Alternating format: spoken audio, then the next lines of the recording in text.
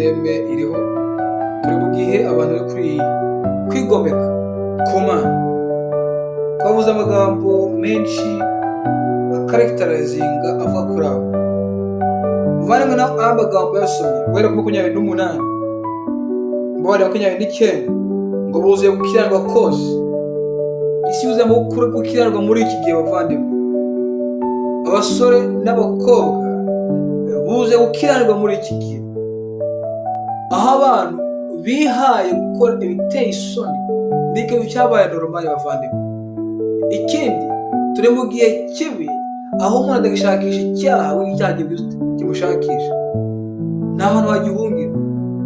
Kuri telefone kirimo, ku ishuri kiriyo, muri televiziyo kirimo, social media kirimo, nta hantu hagihungira. Abantu rero buzi kubera kuba muri iyo sisiteme batsikama igihe kirekire, bavuze ngo aho kugira ngo bareforminge iyo sisiteme mbi, basange Yesu Kristo ariwe bakiza, basange Yesu Kristo abaha imbaraga, aho baravuga ngo reka turwanye ibyo bagiye bashiraho, turwanye ababyeyi bashizeho. Umwana w'umubyeyi amubwira ngo utaha saa 12, Isaka amubwira ngo utaha saa 12 muri mu rugo, akabwira se ngo urankontorora. Yibaze muvane kugira se ngo aragukontorora, baya kugira mama wawe ngo aragukontorora. Ntukigirwa inama. Niko banavuze hano, ntabwo mutubagirwa inama. Ni abantu babaye ngo ni ibyigomeke, ni abantu barijyana bakicura, ibo bireba, ubuzima bwabo nibo, ni abami babo. Ntibakigirwa inama.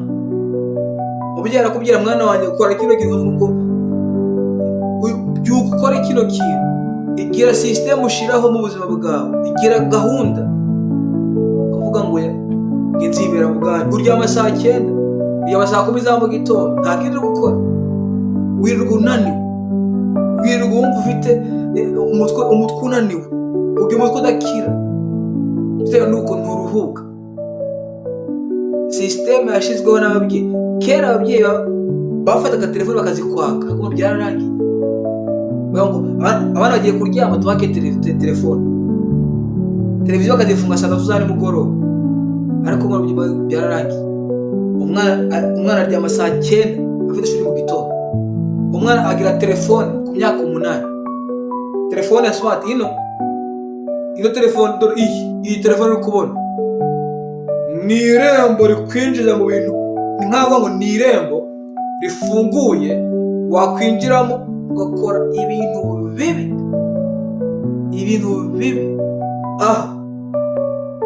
Ajya abantu umubyeyi arya gura telefone umwana, akagira ngo telefone amuhaye yazajya downloadinga utugame dutoya, downloadinge aganira n'inshuti ze, ashyiremo WhatsApp, ashyiremo dutoya, ko ntabyo ko amuhaye kavuga muri amagambo, amuhaye irembo rimujyana ikuzimu, kuko binyuze muri advertisement, binyuze manifestation ikintu mu cyumba ababyeyi, binyuze muri advertisement, umwana wawe wasanga umushoye mu kintu atazivana mu buzima bwe bwose. Kandi bavandimwe, ikintu ndi kuvuga ni ikintu kigaragara no mu mibare abantu bagenda bagira, ni ikintu kigaragara mu tuganira nabo, ni ikintu kigaragara mu buzima bw'abantu. Bavandimwe, twakuriye muri ibi bihugu, ku rugero twari turi muri ibi bihugu mbere yuko hari smartphone. Twaje muri ibi bihugu hakiri butushe. Smartphone zaje, iPhone yaje muri 2010. Muvandimwe, ndagusaba kugira ngo wumve, iyi telefone uri kubona hano ni irembo ryakwinjira umwana wawe kuzimu. Iyi telefone uri kubona ni irembo yakwinjira umwana wawe utamushyizeho restriction, umenye ibyo areba, umenye ibyo akora kuri iyo telefone ye.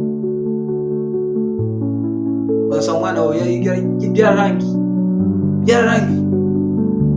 Hari abana batangira kureba amaporunogarafi ku myaka 10. Hari abana batangira kureba urukozasoni ku myaka 10, akazayimbata y'icyo kintu kugeza ku myaka 30, bitewe n'uko umubyeyi atashyizeho structure, atashyizeho ibintu bigenderwaho. Yashatse inzira y'ubusamu, aravuga ngo umwana arandambije, ashaka telefone, bagenzi be barayifite, cyangwa kugira ngo ambabarire, nange ashaka kuruhuka, reka mugure telefone ukayimugurira, akavuga ngo okay, sindamugurira telefone mugura iPhone, ako ndamugura ka kandi nyine ka Nokia, ka smartphone of course. Umwana arayanga, avuga ngo ngisi cyanga nawe nafata telefone y'utubuto, abari ku ishuri bafite za iPhone, bafite za Samsung, umwana kanga. Nawe umubyeyi ukavuga ngo okay, nta kibazo twara, kamuhaye gate, kamuhaye irembo byari kuzima. Ariko iyi telefone hari abana batwawe bitewe nuko bagiye muri za app zitandukanye, bitewe nuko bagiye kuri za WhatsApp, bitewe nuko bagiye muri za Facebook, bagiye muri za Instagram, akandika n'umuntu akamubwira ibintu, akamwizeza ibintu bitabaho, umwana waragiye kajyanwa n'abantu bameze nk'abo, abagabo b'imyaka 40, agatwara umwana w'imyaka 13, akamukoresha ibintu bitavugwa, bitewe nuko umubyeyi yanze, yavuze ngo reka sinshaka kuba umubyeyi mubi, nshaka gukundwa n'umwana wanjye. Hitamo kwangwa buno uzakundwa ejo, hagira ngo ukundwe ejo uzangwe ejo. Hitamo kwangwa uyu munsi uzakundwa ejo, angwa uyu munsi uzakundwa ejo, hagira ngo ukundwe uyu munsi uzangwe ejo. Hitamo byiteka, aho kugira ngo umwana wawe azahora akuvuma avuga ngo icyamba papa akaba yaraciriyeho restriction, akambwira ngo telefone yireke, jya kuryama saa 9. Benshi amashuri yarabananiye, bitewe nuko ntibagize structure yo gushiraho ngo amasaha yo kuryama. Umwana yarabimenyereye, bamwe bararwaye, barwara umutwe udakira, ni ibintu byabaye normal, nta restriction. Igihe turimo ni igihe abantu bari kurisinga, bikomeka kuri system zashizeho n'ababyeyi babo. Benshi bararwanya izo system, bakavuga ngo nshaka kwigenga, kava no mu rugo akasiga ababyeyi, ababyeyi ntibanyumva, ababyeyi banjye bari n'ababyeyi nyine bari so strict, nshaka kwigenga nanjye mbeho nyine mu mahoro. Ndagusaba kugira ngo uvandimwe wumvire ijambo ndikubwira uyu munsi. Baba ni ngo bari bazi Imana, barayibwiwe, banga kubyumvira, ahubwo ngo biremera ibishushanyo. Bamaze kwiremera ibishushanyo ntibyarangiriyeho, baragiye barononekara mu mitekerereze yabo, bagira imitekerereze ipfuye, kugeza igihe ngo abagabo bihinduye abagore, umugore hinduye umugabo. Iyo structure yari iriho abantu bayivanaho, abantu basigara bitwa ngo n'umuntu, nta mugabo uhari, nta mugore uhari, umugabo ashaka umugabo, umugore ashaka umugore. Byabaye n'ibintu byabaye ngo nakaturuvaye. Ndasabye avana kugira ngo umvire ijambo ndikubwira uyu munsi. Ijambo ratubwiye ngo kubera banze kumvira Imana, igerageza Imana iragenda. Hari igihe umuntu akinisha ijambo ry'Imana, agakinisha guhora abwirwa, akagira ngo niko bizahora. Ariko biratubwira ngo icyaha kitazababarirwa ni kimwe gusa. Uzakora icyaha cyo gusambana, uzababarirwa. Uzakora icyaha cyo gutukana, uzababarirwa. Uzica, uzababarirwa. Ariko icyaha kitazababarirwa ngo ni icyaha cyo gutuka umwuka we. Bisobanuye iki? Bisobanuye ngo Yesu yaroherejwe, abahanuzi baroherejwe imbere ya Yesu Kristo bamutegurira inzira. Abahanuzi baricwa, baratukwa. Yesu araza, aratukwa, baratotezwa, aricwa, arazuka, agenda mu ijuru. Umuntu wa nyuma woherejwe ni umwuka we. Niwanga kumwumvira byaba birangiye. Abadutse abahanuzi bababariwe na Yesu. Abadutse Yesu Kristo, umwuka wera yaje kugira ngo azane ubuntu abantu bababarirwe. Nutuka umwuka wera, twakumwumvira, twakumvira ijambo tukubwira uyu munsi, twagushyiraho structure, nta nta kindi gisigaye muvandimwe iribuke. Ngo abo bantu banze kumvira ijambo ry'Imana bishiraho ibintu byabo bishigirwamana, ngo birarangira gize ute, ngo bagiye mu buyobe, bagiye mu bintu bitari byiza, ngo bagerwaho, ngo abagabo ngo bagerwaho n'igihano ngo gihwanye n'ibintu bagize ute ngo bakoze. Ikindi jambo ryanjye rivuga ngo kibabaje, ngo abo bantu ngo suko batazi ukuri, bazi ukuri, ngo ariko mu kibabaje